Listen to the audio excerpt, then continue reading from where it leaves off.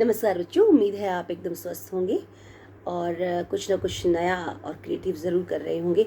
इन दिनों तो आप पढ़ाई कर रहे होंगे अपनी, क्योंकि एग्ज़ाम्स बहुत करीब हैं। बच्चों, पिछले वीडियो में मैंने आपको बताया कि अर्थ के आधार पर वाक्यों का रूप कैसे बदला जाता है। आज मैं आपको बताने जा रही हूँ कि रचना के आधार पर वाक्यों को आप कैसे रूपांतरित कर सकते हैं या बदल सकते हैं या कन्वर्ट कर सकते हैं। ठीक है, सबसे पहले बात करेंगे सरल वाक्य को संयुक्त वाक्य में बदलने की। हम सभी ये जानते हैं कि सरल वाक्य में एक क्रिया यानी कि एक उद्देश्य और एक विधेय होता है। अब जब हमें उसे संयुक्त में बदलना है तो सीधी सी बात है कि संयुक्त वाक्य में बदलने के लिए हमें उस एक सरल वाक्य को दो वाक्यों में बदलना पड़ेगा। हमें दो सरल वाक्य बनाने पड़ेंगे उस वाक्य के, और फिर उन दोनों सरल वाक्यों को हमें समुच्चय बोधक से जोड़ना पड़ेगा। देखो कैसे करेंगे। एक सरल वाक्य है, सपना के समझाने पर सब बच्चे तैयार हो गए।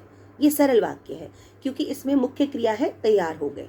ठीक है, और इसमें जो कर्ता है वो है बच्चे। अब देखिए आप कि इसको हम दो भागों में कैसे बांट सकते हैं। एक तो सपना ने समझाया, इसको हम सरल वाक्य बना देते हैं। सपना ने समझाया या सपना ने इसके समझाने पर। ठीक है, और दूसरा वाक्य बन जाएगा सब बच्चे तैयार हो गए। अब इसको सरल संयुक्त वाक्य में बदलने के लिए हमें इन्हें जोड़ना पड़ेगा समुच्चय बोधक से। सपना ने समझाया और सब बच्चे तैयार हो गए। तो यहाँ पर ये दो वाक्य बन गए। एक ही वाक्य को हमने दो टुकड़ों में बांटा और फिर हमने समुच्चय बोधक से इसको जोड़ दिया। ठीक है, तो इस तरह से हमने सरल वाक्य को संयुक्त वाक्य में बदला। अब अगर हमें इस संयुक्त वाक्य को वापस सरल वाक्य में बदलना पड़े तो फिर हम क्या करेंगे। तो सबसे पहला काम करेंगे हम कि जो समुच्चय बोधक हमने लगाया था, जो और हमने लगाया था, उसको आप हटा दीजिए।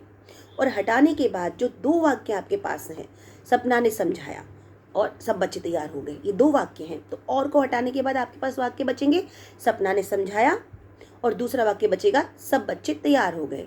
अब आपको इन दोनों वाक्यों को इस तरह से जोड़ के लिखना है कि आपको सिर्फ एक मुख्य क्रिया दिखाई दे, यानी कि बच्चे तैयार हो गए। तो अब आप वापस इसको समझाया क्रिया के रूप को बदल देंगे और आप लिखेंगे समझाने पर। ठीक है, तो आप इस वाक्य को कैसे बदलेंगे सरल वाक्य में। सपना के समझाने पर सब बच्चे तैयार हो गए।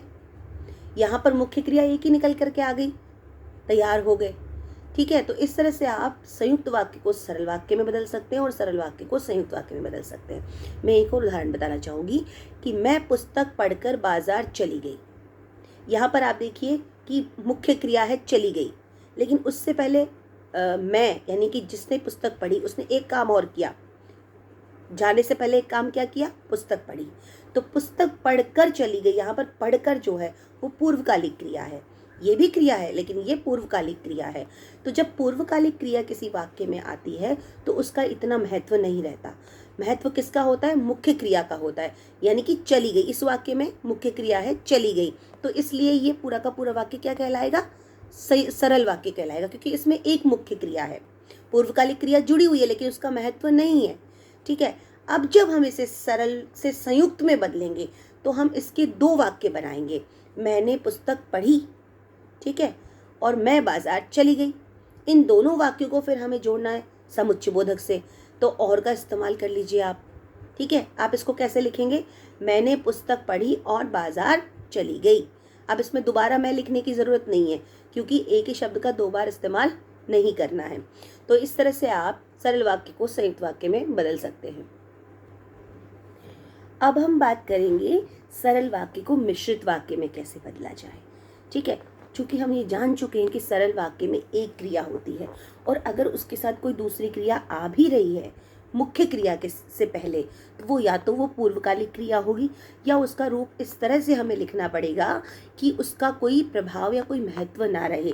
मुख्य क्रिया एक ही होती है सरल वाक्य में, इसका हमें हमेशा ध्यान रखना है।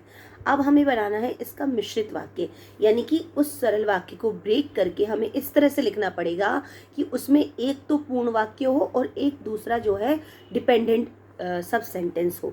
देखो कैसे करेंगे, एक उदाहरण बताती हूँ आपको। परिश्रमी व्यक्ति को सब चाहते हैं, ये सरल वाक्य है। अब आपको मिश्रित में बदलना है, तो आप इसको कैसे जोड़ेंगे, जो परिश्रम करता है उसे सब चाहते हैं। इसमें जो और उसे आपने समुच्चय बोधक का इस्तेमाल किया, और ये समुच्चय बोधक कौन सा समुच्चय बोधक है, यस बताइए, व्याधिकरण समुच्चय बोधक, मैंने आपको बताया था पिछले वीडियो में कि जो पेयर में होते हैं यानी जोड़े में आते हैं, दो एक साथ होते हैं, वो व्याधिकरण समुच्चय बोधक होते हैं, जो दो डिपेंडेंट बातों को जोड़ते हैं, एक दूसरे से रिलेवेंट बातों को जोड़ते हैं, समुच्चय बोधक कहलाते हैं। तो यहाँ पर आपको जो और उसे का आपने इस्तेमाल किया और आपने इन दोनों वाक्यों को जो है एक वाक्य को दो वाक्यों में बदलकर उसे फिर से जोड़ दिया, ये मिश्र वाक्य कहलाएगा। तो इस तरह से बच्चों आपने समझा कि सरल वाक्य से हम संयुक्त वाक्य और मिश्र वाक्य किस तरह से बनाते हैं। अब हमें वापस मिश्र वाक्य से सरल वाक्य बनाना पड़े तो हम क्या करेंगे? जैसे हमने मिश्र वाक्य बनाया, जो परिश्रम करता है उसे सब चाहते हैं, ये हमारा मिश्र वाक्य बन गया। अब वापस इसको सरल वाक्य में बदलो तो सबसे पहले आप क्या करोगे? जो और उसे को हटाओगे, जो व्यधिकरण समुच्चय बोधक का आपने प्रयोग किया था उसको रिमूव कर दोगे। अब आपके पास क्या बचेगा? परिश्रम करता है, सब चाहते हैं। ठीक है, अब इसको वापस से एक सरल वाक्य में बदलो, परिश्रम करने वाले को सब चाहते हैं। अपने आप हो गया कन्वर्ट। आपने क्या किया? परिश्रम करने वाले को, यानी आपने करने वाले जो रूप है क्रिया का, जो परिश्रम करता है से आपने क्या बना दिया? करने वाले को।